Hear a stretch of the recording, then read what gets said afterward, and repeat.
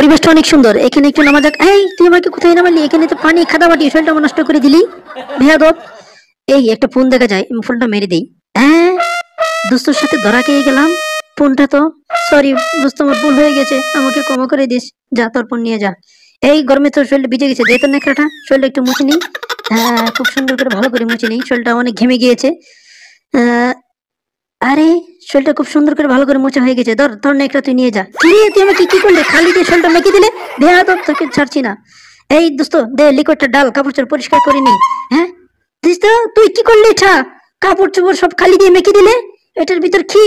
বেয়াদব, তুই এটা জানলি কেন? কাপড় চোপড় সব নষ্ট করলে, যা বেয়াদব।